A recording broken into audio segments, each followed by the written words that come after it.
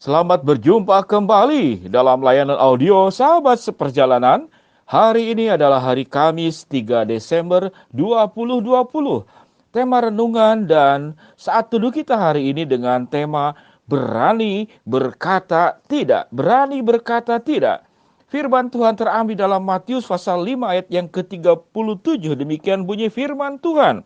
Jika ya, hendaklah kamu katakan ya. Jika tidak, hendaklah kamu katakan tidak. Apa yang lebih daripada itu berasal dari si jahat. Di dalam Matius 4 ayat yang ketiga demikian bunyi firman Tuhan. Jika engkau anak Allah, kata iblis, perintahkanlah batu-batu ini menjadi roti. Tetapi Yesus menjawab, ada tertulis, manusia hidup bukan dari roti saja, tetapi dari setiap firman yang keluar dari mulut Allah. Mari kita berdoa. Bapa yang di dalam surga, sebagai anak-anak-Mu ya Tuhan, kami diajar bagaimana memiliki sikap yang jelas antara putih dan hitam dan tidak hidup di dalam suasana yang abu-abu. Abu-abu adalah bukan berbicara tentang kebenaran, tetapi itu adalah sesuatu yang bersifat adaptasi, toleransi, itu sesuatu yang tidak apa-apa. Namun jikalau itu berbicara tentang kebenaran, tidak ada warna abu-abu, hitam dan putih, semuanya serba jelas, ya dan tidak, semuanya serba tegas. Di dalam nama Tuhan Yesus kami berdoa, amin. Sahabat seperjalanan yang dikasihi Tuhan, kalau kita boleh bertanya, mengapa seseorang itu bisa jatuh di dalam dosa? Maka jawabannya adalah karena dia tidak punya ketegasan antara iya dan tidak, antara yang benar dan salah. Semuanya itu dicampur aduk atau benar dan salah itu disesuaikan dengan kondisi dan situasi. Kalau mayoritas melakukan sesuatu yang menurut pemandangan firman Allah itu salah, namun itu diterima oleh mayoritas, maka kita anggap ya tidak apa-apa. Maka kita membenarkan tindakan kita, membenarkan perbuatan kita. Ada banyak contoh, misalkan kalau Anda berkumpul dengan para pemabuk, peminum, Alkitab dengan jelas bahwa minuman yang memabukkan itu dilarang, sekalipun memang anggur itu dalam kadar tertentu di Alkitab diizinkan untuk pengobatan. Tetapi kalau itu untuk memabukkan yang kemudian menghilangkan kontrol diri, lalu kemudian lari daripada realita dalam kehidupan, jelas itu adalah sesuatu yang salah. Sekalipun seluruhnya mengatakan itu tidak apa-apa, sewaktu engkau sama seperti mereka, engkau tidak akan disalahkan. Malah engkau akan diterima dari sebagai orang yang mengerti, pandai bergaul, dan tahu menempatkan diri. Sahabat seperjalanan yang dikasihi Tuhan, di dalam Alkitab bagaimana Tuhan Yesus itu digoda 3 kali karena situasi dan keadaan. Yang pertama, Yesus digoda oleh iblis bagaimana mengubah batu itu menjadi roti. Yang kedua, Yesus digoda masalah egonya, masalah kapasitasnya, masalah ketuhanan, kehebatannya. Jatuhkanlah dirimu ke bawah, nanti ada malaikat akan menatang engkau. Lalu yang ketiga, Yesus digoda dikatakan, aku akan berikan semuanya kepadamu asal engkau menyembah aku. Tentu Tuhan Yesus tidak akan jatuh di dalam godaan setan karena dia adalah Tuhan. Namun gambaran-gambaran daripada pencobaan yang dialami oleh Yesus agar kita berkata ya kepada iblis, ini godaan di dalam keseharian kita. Yang pertama dikatakan, jadikanlah batu ini menjadi roti. Untuk menjadikan seseorang mendapatkan roti ada proses yang panjang. Untuk Anda berhasil ada proses yang panjang, tidak serta-merta. Apa itu yang disebut dengan batu menjadi roti? Bagi saya contohnya adalah orang berjudi. Berjudi seakan-akan Anda berjudi mengeluarkan sesuatu, lalu dengan cara cepat, dengan harapan, dengan segera kita akan dapat keuntungan. Bagian yang kedua, apa yang firman Tuhan katakan? Jatuhkanlah dirimu ke bawah. Di sini berbicara tentang ego. Ego jabatan, ego kekayaan. Biasanya kan orang kalau sudah dalam kedudukan tinggi, orang kaya, itu sangat mudah tersinggung. Benar-benar sangat mudah tersinggung karena dia merasa ada jabatan. Kalau kita ini bukan siapa-siapa, masyarakat biasa, kita bukan pandai, kita tidak kaya, kita tidak berkedudukan, kita ditekan, lalu sedikit dihina oleh orang lain, ya udah kita menyerah saja karena memang kita tidak bisa melawan. Namun tatkala kita punya kemampuan, kita punya kesanggupan, maka iblis itu seringkali mencoba Untuk tunjukkanlah kuasamu, tunjukkanlah kehebatanmu untuk menekan orang, untuk menunjukkan bahwa engkau itu hebat, engkau di atas, engkau tidak ada yang lain.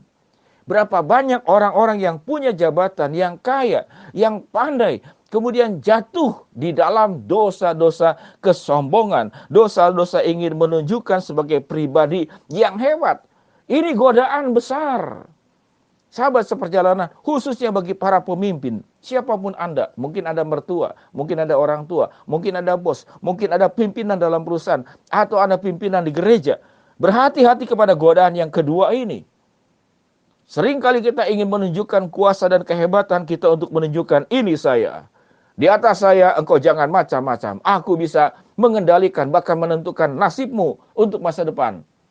Biru, kuning, hijau itu tergantung saya. Berhati-hati, ini dosa. Yang ketiga dikatakan semuanya akan kuberikan kepadamu jika engkau menyembah aku. Berapa banyak orang yang kemudian demi mencapai apa yang diinginkannya, dia menyembah setan. Dia tidak bisa berkata tidak kepada setan. Dia tidak bisa berkata tidak kepada setan. Tatkala semua itu disodorkan ke dalam kehidupan kita, sahabat seperjalanan yang dikasihi Tuhan, berani berkata tidak untuk apa? Untuk segala hal yang di luar kebenaran firman Allah. Katakan tidak. Iyahmu, perkataan iyahmu, ketaatanmu, kepatuhanmu, ketundukanmu hanya kepada Allah. Engkau hanya berkata ya kalau itu diperintahkan oleh Tuhan. Engkau juga akan berkata tidak kalau itu memang Tuhan tidak izinkan. Jangan lakukan, engkau tidak melakukan. Lakukanlah, engkau itu yang melakukan. Dan Tuhan sudah memberikan perintah di dalam kitab Keluaran pasal yang ke-20. Ada 10 hukum Tuhan yang kemudian disederhanakan oleh Yesus menjadi 2 hukum.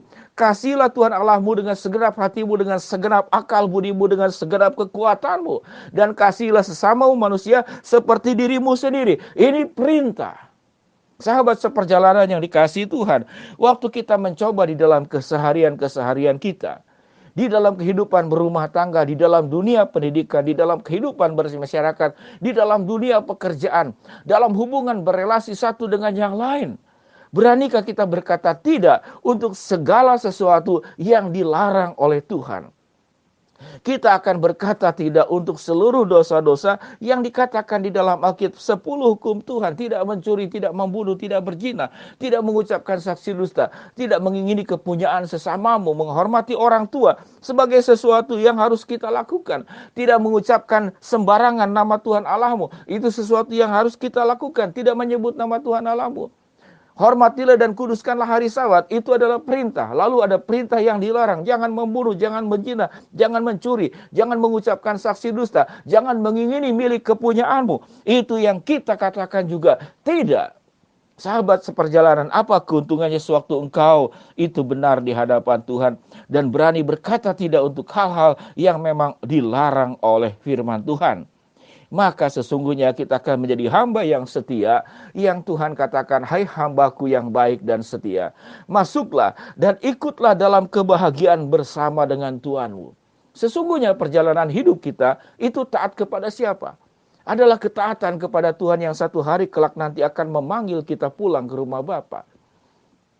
Dialah majikan kita, dialah Tuhan kita, dialah atasan kita, Tuhan adalah komandan kita. Maka di atas Tuhan tidak ada yang lebih tinggi yang kita harus taati. Berani berkatakan tidak kepada segala sesuatu yang Tuhan tidak inginkan. Firman Tuhan berkata, jika ya, hendaklah kamu katakan ya. Jika tidak, hendaklah kamu katakan tidak. Apa yang lebih daripada itu berasal dari si jahat. Mari kita berdoa. Bapa yang di dalam sorga, hamba-Mu berdoa buat sahabat seperjalanan yang sedang sakit di rumah sakit ataupun di rumah. Tuhan jamah, Tuhan sembuhkan. Bagi sahabat seperjalanan yang sedang menghadapi kesulitan, tantangan, masalah, dan problema dalam kehidupan ini, Tuhan bukakan jalan. Buat sahabat seperjalanan yang sedang memohon, berdoa, menginginkan sesuatu, Tuhan kuduskan keinginan kami semua, dan Tuhan akan kabulkan sesuai dengan waktu, rencana, dan kehendak-Mu. Dan tolong kami semua ya Tuhan, sahabat seperjalanan, agar kehidupan kami berani berkata tidak untuk segala sesuatu yang Tuhan larang untuk kami lakukan. Sehingga kehidupan kami boleh berkenan di hadapan Tuhan.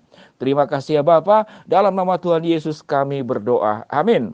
Shalom sahabat seperjalanan, selamat beraktivitas, tetap sehat, Tuhan memberkati kita, dan katakan di dalam hidupmu, aku berani berkata tidak untuk segala sesuatu yang Tuhan larang. Shalom, amin.